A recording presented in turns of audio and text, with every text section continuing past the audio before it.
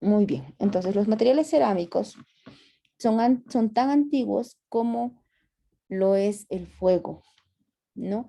Resulta que cuando se descubrió el fuego, este, el hombre pudo observar que algo extraño ocurría después de apagar el fuego sobre la tierra donde se había encendido la fogata, ¿no? Resulta que descubrieron el fuego, hicieron las fogatas y cuando apagaron el fuego al día siguiente podían observar que la tierra donde se había hecho la fogata era más dura, no tenía una consistencia mucho más firme y era mucho más resistente. Es así que se dan cuenta que haciendo cocer el barro, ellos podrían fabricar algunos utensilios. Entonces, ellos iban formando barro, le daban forma de utensilios como vasijas, como incluso herramientas de trabajo o armas. Y entonces estas las ponían al fuego y veían que cociéndose se hacían duras, ¿no? Y resistentes. Entonces fueron probando igual diferentes tipos de tierra. Y es así que nosotros hoy en día descubrimos pues vasijas no muy antiguas de civilizaciones antiguas que trabajaban ya la cerámica, pero era una cerámica pues bastante rústica, pero era eso, ¿no? Básicamente hacer cocer el barro en el fuego. Esta cerámica fue con el tiempo cambiando, se fueron mejorando la calidad de la tierra que se usaba para hacer el barro, y entonces cada vez se lograron utensilios más finos hasta la porcelana que conocemos hoy, ¿no es cierto? Que nos permite obtener piezas muy, muy finas y muy detalladas, que incluso pueden ser decorativas o de uso diario en nuestro hogar. Y no quedó ahí, pues actualmente también la porcelana o la cerámica se utiliza para hacer trabajos de odontología. Entonces, estos trabajos de odontología obviamente no son el mismo barro que se usaba hace tantos años para hacer utensilios, pero también son bajo el mismo principio, ¿no? Es decir, algún tipo de elementos de la tierra correctamente seleccionados y en porcentajes muy, muy específicos que permiten la elaboración de piezas para reconstruir dientes, ¿no? Entonces, como pueden ver ahí en la imagen, trabajos muy, muy finos, muy, muy detallados, ¿no? En base a lo que es la cerámica, materiales cerámicos. Entonces, hoy en día los materiales cerámicos son de los más estéticos en odontología. Recordemos cómo están compuestos, ¿no? Sabemos que tenemos a los átomos metálicos, a los átomos no metálicos y a los átomos de carbono. En este caso, los materiales cerámicos están constituidos por la unión de átomos metálicos más átomos no metálicos. Recordemos que existen tres tipos de enlaces y los enlaces iónicos son los que corresponden a los materiales cerámicos. Entonces, los materiales cerámicos podríamos decir que son la unión de átomos metálicos con átomos no metálicos unidos mediante enlace iónico. Entonces tenemos eso, ¿no? Átomos metálicos más átomos no metálicos igual materiales cerámicos. Ahora, ¿qué propiedades específicas tienen estos materiales, no? Al igual que otros materiales, tienen propiedades físicas, químicas y biológicas. Una propiedad química importante de los materiales cerámicos es la solubilidad, ¿no? O su capacidad de disolución. Resulta que son materiales que son muy resistentes en este aspecto, pero debemos de tener en cuenta esto, que si el material cerámico tiene una estructura covalente, que son muy, muy pocos, digamos, su solubilidad es nula en agua. En cambio, cuando tiene una estructura iónica, que ya dijimos que están unidos generalmente por un enlace iónico, sí puede ser soluble, pero va a depender mucho del tipo de átomo que conforma el material. ¿En qué puede ser soluble un material cerámico? Generalmente es soluble en un compuesto que se llama ácido fluorhídrico, ¿no? Entonces, el ácido fluorhídrico es una sustancia química que nosotros usamos en odontología para hacer fluorizaciones, por ejemplo. En las fluorizaciones se usa un flúor fosfato acidulado, que es en una concentración muy, muy bajita, sumamente baja, pero aún así puede ser capaz de dañar la superficie de una cerámica. Entonces, yo debo de tener en cuenta que esta capacidad de disolución con ácido fluorhídrico de los materiales cerámicos en algunos casos puede ser beneficiosa para nosotros en odontología y en otros puede ser perjudicial. Es beneficiosa porque nosotros podemos valernos de esta solubilidad de los materiales cerámicos con el ácido fluorhídrico para lograr un grabado, es decir, una irregularidad en la superficie de la cerámica, lo que nos va a permitir adherirnos a cerámica o adherir la cerámica a las piezas dentarias. También esta capacidad de disolución nos permite reparación, es decir, si una cerámica se fractura, por ejemplo, nosotros podemos aplicarle ácido fluorhídrico a la superficie, provocar un efecto de grabado y con eso adherir algún material para poder reparar la cerámica. Así que en ese aspecto, el ataque del ácido fluorhídrico disolviendo la superficie de la cerámica es beneficioso. Pero ojo, debo de tener cuidado en una situación. Durante la fluorización, cuando yo aplico flúor a un paciente, debo de siempre verificar que no tenga restauraciones cerámicas en la boca, ya que estas restauraciones pueden dañarse con el flúor, ¿no es cierto? En realidad, flúor fosfato acidulado, que básicamente es un ácido fluorhídrico, pues en muy, muy baja concentración, pero que puede dañar la superficie de la cerámica.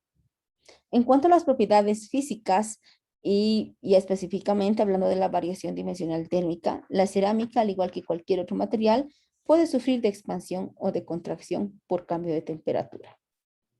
Entonces, tenemos que tener en cuenta esto, ¿no? Si bien sufren, los valores de contracción o de expansión son los más bajos, es decir, entre materiales cerámicos, orgánicos y metálicos, los que menor deformación o distorsión sufren por cambio de temperatura son los materiales cerámicos, ¿no? Es decir, son más estables. Radioopacidad es algo también muy importante. Los materiales cerámicos poseen en su composición bario, este elemento químico, que va a permitir que las cerámicas sean visibles en una radiografía. A eso se le llama radioopacidad. Si ustedes observan acá, algunos dientes se ven como zonas más blancas en la porción coronaria. Eso significa que tiene un material que es radiopaco. En el caso de la porcelana o de la cerámica, sí son materiales radiopacos. Esto nos permite tener un control radiográfico de las restauraciones cerámicas. En cuanto a las propiedades ópticas, como transparencia, translucidez y opacidad, los materiales cerámicos tienen las tres propiedades. Es decir, nosotros vamos a poder encontrar cerámicas opacas, cerámicas translúcidas o cerámicas transparentes. Así que estéticamente son muy, muy aceptables. ¿De qué va a depender esto? Es más transparente la cerámica mientras su estructura es más isotrópica. ¿Qué significa eso? Que tiene mayor cantidad de vidrios en su composición, ¿no? Y su composición es más homogénea. En cambio, decimos que es más o sea, es más opaca cuando su estructura es anisotrópica, es menos homogénea. En cuanto al color, igual las cerámicas nos permiten lograr una gran variedad de colores, ¿no? Permiten la utilización incluso de pigmentos que nos permiten lograr tonos muy, muy diversos. Entonces, la translucidez, la transparencia y la opacidad pueden estar regulados también por la presencia de óxidos metálicos en la composición de las cerámicas. Conductividad térmica, la capacidad de que el material transmita frío o calor a través de él. En cuanto a la conductividad térmica, los materiales cerámicos son malos conductores térmicos y eléctricos. Al contrario, más bien son aislantes térmicos y eléctricos, lo que significa que cuando una pieza dentaria recibe una energía térmica, esta energía no va a ser transmitida a través del material cerámico. Esto lo hace a los materiales cerámicos muy importantes al momento de utilizarlos en dientes que tienen vitalidad pulpar, es decir, en dientes que tienen sensibilidad, ya que no van a transmitir ese tipo de energía y no van a provocar dolor. ¿no? Dientes con vitalidad pulpar. En cuanto a propiedades mecánicas, sí reciben cargas y generan tensiones, pero algo muy importante es que las deformaciones son mínimas, ya que si bien se considera un material muy resistente, extremadamente resistente, también podríamos decir que no sufren deformación, ¿no? Ya que también son frágiles. Entonces, si bien tienen un módulo de elasticidad muy alto, esto significa que son rígidos, ¿no? Entonces no tienen la capacidad de deformarse. Fíjense acá lo dice, no hay una deformación plástica. Entonces no tienen la capacidad de deformación plástica. Y en el intento de deformarse se produce una fractura súbita, a lo que llamamos fragilidad. Entonces, estos materiales son altamente resistentes, pero también son muy frágiles, lo que significa que necesitan de una buena base. Por ejemplo, un vidrio es un material cerámico. Si yo coloco una lámina de vidrio sobre una mesa, ¿no es cierto? Como muchos lo hacen en los escritorios de las oficinas, colocan una lámina de vidrio sobre la mesa y uno se puede apoyar, hasta se puede subir encima de la lámina de vidrio sobre el escritorio y no se rompe. Pero ¿qué pasa si colocamos esta misma lámina de vidrio sobre un colchón? Si uno se apoya, pues se fractura inmediatamente. ¿Cuál es la diferencia entre los dos? Pues la base que está por debajo del vidrio, ¿no es cierto? Al tener en el caso de una mesa o de un escritorio una base de vidrio, perdón, al tener sobre un escritorio una lámina de vidrio, este vidrio resiste a la carga que se le aplica sobre él debido a que la base del escritorio es plana y permite una adaptación perfecta del vidrio. No hay una buena base. En cambio, cuando colocamos un vidrio sobre un colchón, no hay una buena base y la base más bien se deforma. Por esa razón es que el vidrio se rompe. Lo mismo sucede con los materiales cerámicos. Los materiales cerámicos requieren de una muy buena base y una muy buena adaptación a esa base para que sean resistentes. De lo contrario, se fracturan, ¿no? Entonces, debemos recordar eso. Los materiales cerámicos, como resumen acá, son altamente rígidos y muy resistentes, ¿no? Pero son muy frágiles, lo que significa que requieren una buena base. Tienen alta resistencia compresiva, es decir, resisten grandes cargas compresivas, pero baja resistencia traccional. Por eso es que al intentar doblar o traccionar de alguna forma, se fractura, ¿no? Entonces tenemos que tener en cuenta ese aspecto respecto a los materiales cerámicos. Ahora sí, vamos a entrar ya a hablar específicamente de la cerámica dental.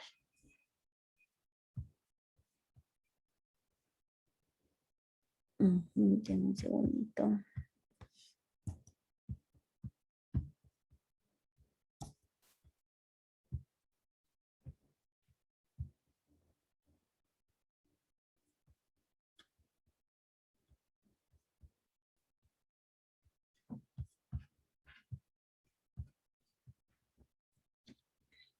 ¿Ya pueden ver nuevamente mi pantalla?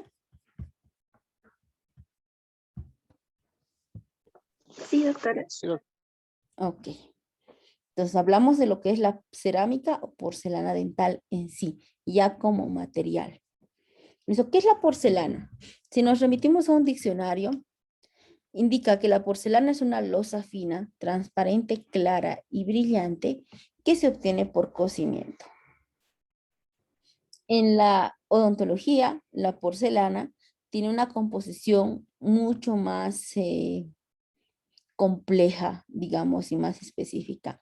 Por ejemplo, esta fórmula que vemos en la pantalla es la composición química básica de una cerámica tradicional, que principalmente puede tener sílice en forma de cuarzo, alúmina, que básicamente es un óxido de aluminio, feldespato, que realmente es un elemento que le da gran propiedad estética al material. Puede tener pigmentos, que básicamente son óxidos metálicos, óxido de hierro, cobre, cobalto, manganeso, entonces, opacificadores, que pueden ser elementos anisotrópicos, y modificadores de vidrio, ¿no? Entonces, de esos elementos vamos a ir viendo. Algo importante en esa composición química son los modificadores de vidrio. Los modificadores de vidrio son básicamente carbonatos de sodio, potasio y calcio que tienen la función de aumentar la fluidez en el material. Cuando el técnico dental está manipulando la porcelana dental, si esta es muy densa, puede traerle problemas en el momento de la manipulación. Así que los modificadores de vidrio tienen esa función de hacerlo más fluido y más manejable para el técnico dental. Pero al mismo tiempo de aumentar la fluidez, disminuyen la temperatura de fusión. Es decir, permiten que la cerámica se pueda cocer u hornear a temperaturas más bajas. Es importante aclarar que a mayor cantidad de modificadores de vidrio, si bien el punto de fusión o la temperatura de fusión disminuye, la solubilidad puede aumentar. Entonces, es importante tener en cuenta que la cantidad de modificadores de vidrio que posee una cerámica tiene que estar bien controlada, porque si bien nos va a dar algunas ventajas, nos va a también dar una desventaja, que es una mayor solubilidad. ¿A qué temperaturas de fusión se pueden trabajar las cerámicas? Existen cerámicas de alta fusión, de media, de baja o de muy baja fusión. Las temperaturas de alta fusión, las cerámicas de alta fusión son aquellas que se hornean o que se trabajan a temperaturas mayores a los 1300 grados centígrados. Las cerámicas de media fusión se trabajan a temperaturas de entre 1100 a 1300 grados centígrados. Las de baja fusión, entre 850 a 1100 grados centígrados, y las que se trabajan por debajo de los 850 grados centígrados son cerámicas de muy baja fusión. Ahora, esto no significa que las cerámicas de alta fusión sean mejores que las de baja fusión. La temperatura de fusión no es proporcional a las propiedades mecánicas, lo que significa que esa temperatura de fusión está más dada por los componentes que tiene el material que por las propiedades. ¿Listo? Una temperatura, por ejemplo, una cerámica de baja fusión puede ser igual de resistente que una cerámica de alta fusión. ¿Listo? La temperatura de fusión no está relacionada con las propiedades del material. Veremos qué tipos de porcelana dental existen. ¿Listo? Estas imágenes que ustedes ven acá de dientes no son dientes naturales, son dientes hechos en porcelana dental. No, por eso les pongo acá el nombre del autor. En este caso es un técnico dental llamado Mariano Peterson, que es quien elaboró esta pieza premolar en cerámica dental. De acuerdo a la composición química, tenemos 5 tipos de porcelana dental. Feldespática, porcelana con alto contenido de leucita, con alúmina, vitrocerámicas y circonio. La feldespática es una porcelana que está constituida básicamente por óxidos metálicos, óxidos de sodio, potasio y aluminio, principalmente aluminio, que son sometidas a calor. Como producto del horneado de estos óxidos, lo que se obtiene al cocer el material es un vidrio feldespático más cristales de leucita. El vidrio feldespático resulta ser un componente que es de muy alta translucidez, es muy estético. Y los cristales de leucita, que no son muchos en la porcelana feldespática, le van a brindar algo de resistencia. Entre las propiedades de la porcelana feldespática están su alta translucidez, lo que significa que es muy estética. Esto es muy estética. La porcelana feldespática es la más estética de todas, es la que tiene mejores propiedades estéticas, pero también es la que tiene más bajas propiedades mecánicas. ¿Listo? Ojo, en las cerámicas es así, ¿no es cierto? Cuando es muy estética, no es muy resistente. Cuando es muy resistente, no es muy estética. Así que la feldespática es muy estética, pero no es muy resistente. Por eso decimos que tiene muy bajas propiedades mecánicas y eso también se debe a los pocos cristales de leucita que forma durante la cocción. Tiene una resistencia flexural menor a 100 megapascales. Entonces, ¿para qué se utiliza la porcelana feldespática? Como es tan estética, sirve para cubrir otras porcelanas que no son muy estéticas, ¿no? De modo que uno puede colocar en una pieza, por ejemplo, un técnico puede colocar debajo, como base, una porcelana muy resistente y cubrirla con una porcelana feldespática, que no es muy resistente, pero estéticamente es muy agradable. Se usa también la porcelana feldespática en zonas de bajo esfuerzo oclusal, es decir, zonas en las que no va a haber mucha carga durante la masticación. Una indicación importante, carillas, ¿no? En el caso de carillas estéticas. Entonces, esas son las porcelanas feldespáticas. Podemos ver ahí, por ejemplo, carillas, ¿no? Fíjense lo translúcida que es la cerámica, una cerámica feldespática, acá en la confección de varias carillas. Luego tenemos a la porcelana con alto contenido de leucita, que es básicamente una porcelana feldespática modificada. En este caso, se hace una modificación en la cerámica para que se produzcan mayor cantidad de cristales de leucita durante la cocción. El resultado de la modificación nos da una porcelana con mejores propiedades mecánicas, porque ya hay abundante formación de cristales de leucita. La resistencia flexural sube a más de 100 megapascales. Ya vimos que en la anterior era menos de 100 megapascales. Y la translucidez reduce, es decir, aumenta la resistencia, pero ya no es tan estética. ¿Para qué se utiliza la porcelana con alto contenido de leucita? Para fabricar coronas de porcelana pura, sin metal, pero siempre irán recubiertas con una porcelana feldespática, ¿no? Entonces, va como base, como núcleo, una porcelana con alto contenido de leucita y va cubierta por una porcelana feldespática. Ahí tenemos un ejemplo, ¿no? De porcelana con cristales de leucita cubierta por una feldespática. Vamos con la porcelana con alúmina. En este caso, también la formulación de la porcelana con alúmina está en base a la porcelana feldespática. Solamente que en este caso se aumenta el porcentaje del óxido de aluminio, que puede subir hasta en un 35 a 80%. Entonces, la porcelana feldespática modificada con alúmina contiene mayor porcentaje de óxido de aluminio, lo que permite que la cerámica como resultado tenga altas propiedades mecánicas. Fíjense, la resistencia flexural sube a entre 200 a 500 megapascales, solamente que su translucidez baja demasiado e incluso puede llegar a ser opaca. Entonces, al ser opaca, significa que ya no es estética.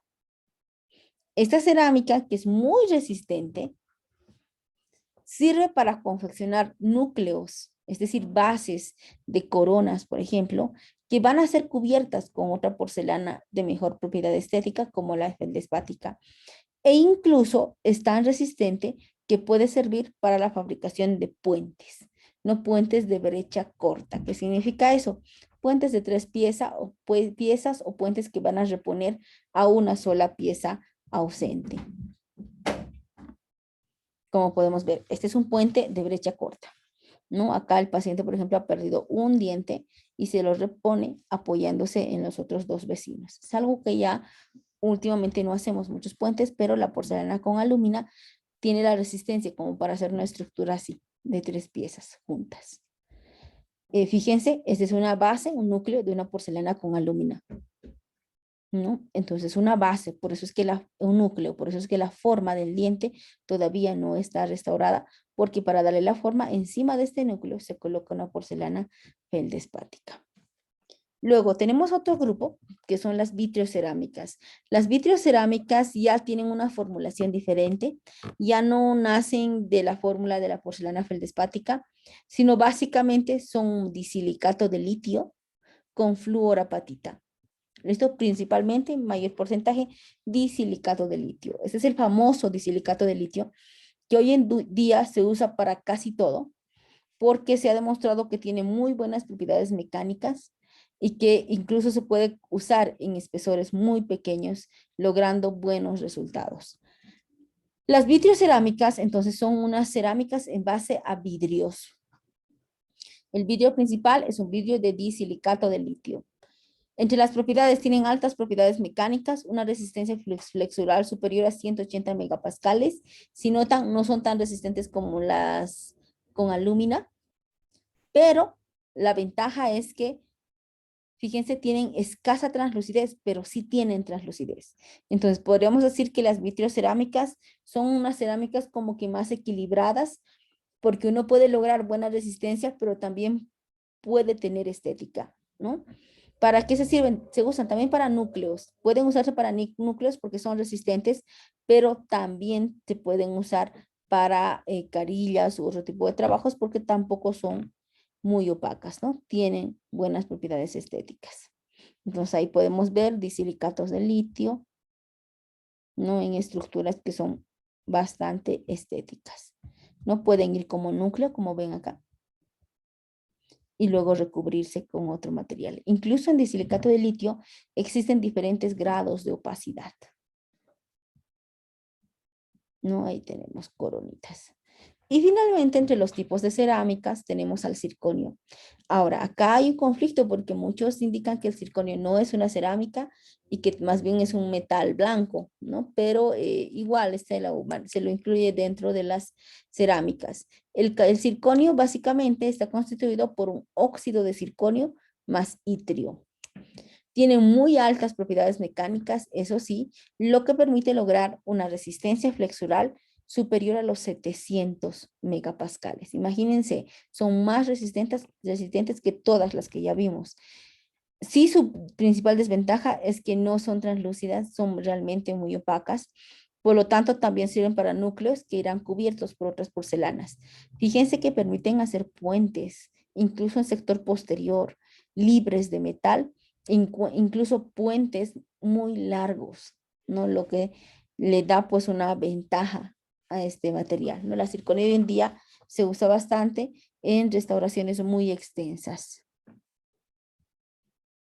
Podemos ver ahí una estructura de circonia, ¿no? Esta es la base de una estructura de circonia tallada por un sistema que se llama CAD-CAM, que en un momentito lo vamos a ver. Entonces, hemos visto los tipos de cerámica, ¿no es cierto? Desde la feldespática, que es la más estética, pero la más débil. Luego viene la con alto contenido de leucita, la con alúmina, las vitrocerámicas y finalmente el circonio, que sería la más resistente, pero la menos estética. Veremos ahora cómo se trabajan las cerámicas. Existen diferentes técnicas de trabajo de las porcelanas. Tenemos básicamente 5 técnicas. El trabajo por sinterizado, por colado, por inyección, por infiltrado con vidrio y la técnica CAD-CAM. En el sinterizado, la cerámica viene en una presentación de polvo. Como ven acá, son unos frasquitos que vienen con los polvos de cerámica. Este polvito de cerámica se va a mezclar con agua destilada con ayuda de pinceles y se va a ir aplicando, como ven ahí, con ayuda del pincel sobre la pieza o el modelo de la pieza dentaria. Entonces se coloca una capa y se va horneando capa por capa, ¿no? Esa es la técnica de sinterizado. Fíjense cómo con el pincelito incluso van dando detalles. Por ejemplo, esta es una capa de dentinas, es decir, de colores más opacos. Se la lleva al horno, se hornea, se retira y se pone otra capa. Se vuelve a hornear y así hasta terminar de confeccionar el diente. Fíjense, muchas veces los técnicos dentales, para guiarse con los colores, pintan a este polvo de cerámica con una especie de crayones especiales que ellos manejan y le dan un color a cada color de porcelana, ¿no? Un color del crayón. Este color que ustedes ven acá, ¿no es cierto? Se ve muy colorido.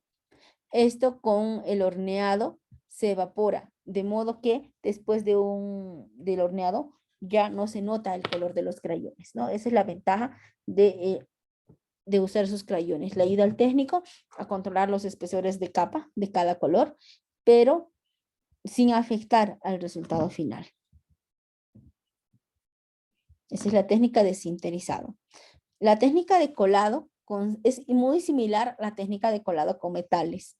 Consiste en que el técnico hace un encerado primero, o sea, trabaja en cera primero la estructura y la coloca le coloca un pin o bebedero y lo introduce, le hace un revestimiento y lo introduce dentro de un horno donde elimina la cera y obtiene un molde. Este molde luego es llenado por colado con una cerámica. Entonces lo que se obtiene es esto, una estructura de cerámica, ¿no? La inyección es similar al colado, solamente que acá no se introduce por centrifugado, sino se introduce la cerámica por inyectado.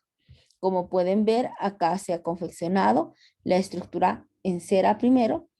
Aquí ya se ha puesto los pines y está listo para hacer un revestimiento del encerado.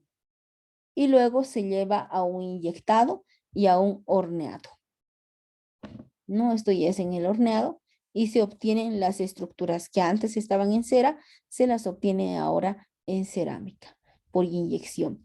Para eso de la inyección, la cerámica ya no viene en polvo, sino viene como en un comprimido, en un bloquecito, que al hornearse, va a fundirse y por presión ingresa dentro del molde.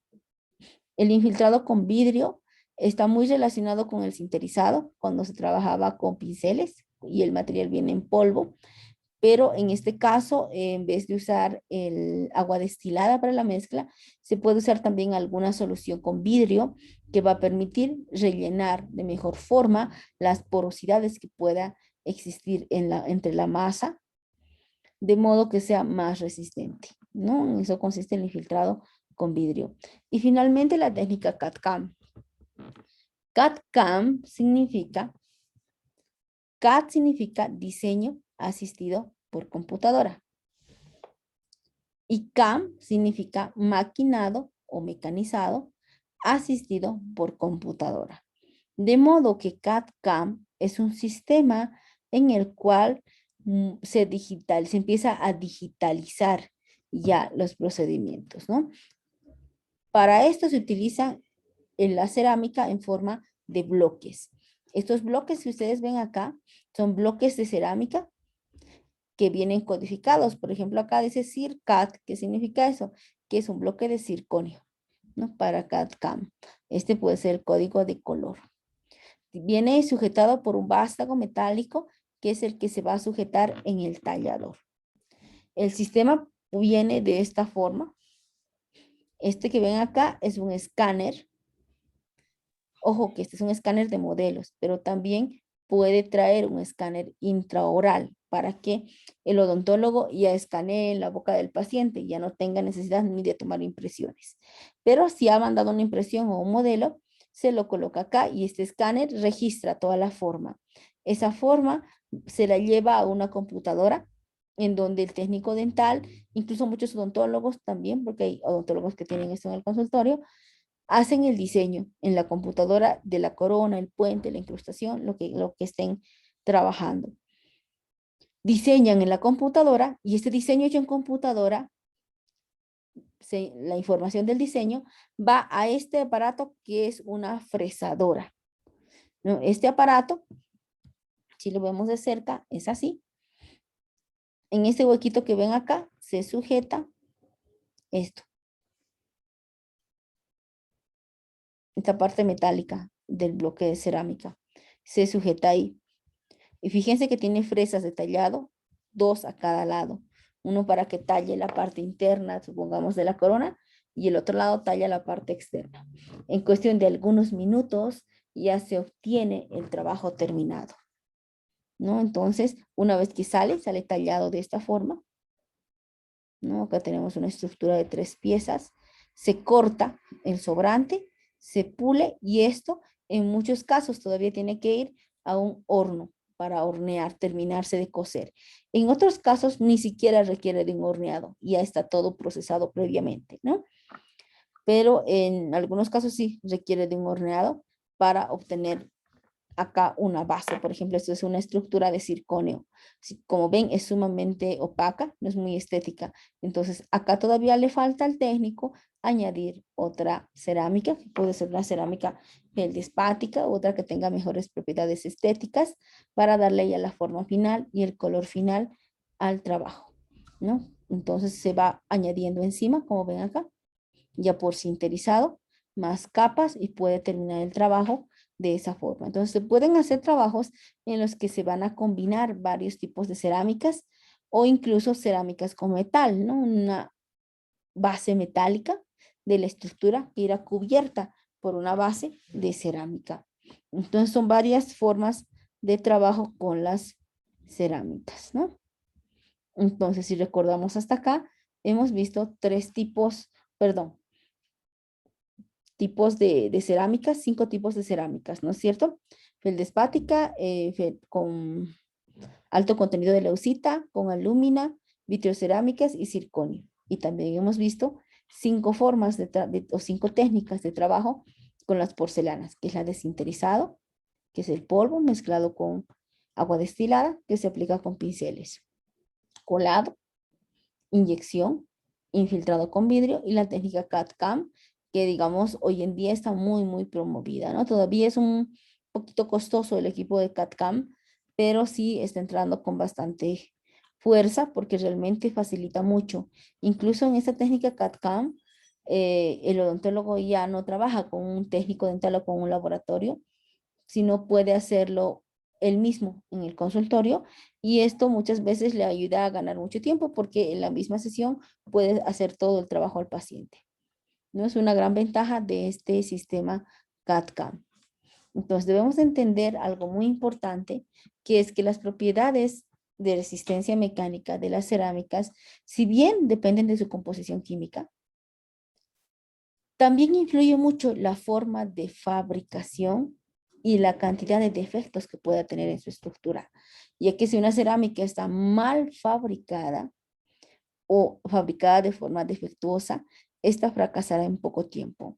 Y ya lo vimos, son materiales muy resistentes, pero a la vez muy frágiles y muy sensibles a errores, ¿no? Entonces, cuando hay el error en la manipulación, en el proceso de elaboración de la cerámica, normalmente fracasa en un corto plazo. Así que se tiene que tener cuidado con eso, de parte principalmente del técnico dental, que es quien manipula este material, ¿no? Nosotros como odontólogos no lo manipulamos mucho, pero sí lo solicitamos, así que sí debemos de saber qué tipo de cerámica solicitar, ¿no? Si yo quiero alta estética, pero en una zona no muy resistente, pediré pues una feldespática. Quiero máxima resistencia, pero sé que no voy a tener muy buena estética, pediré circonio. Entonces, la solicitud del odontólogo es en base a las condiciones clínicas del paciente, ¿no? Y el técnico trabaja en base a las indicaciones del odontólogo, ¿no? Así que ahí igual hay una responsabilidad compartida entre el técnico y el odontólogo.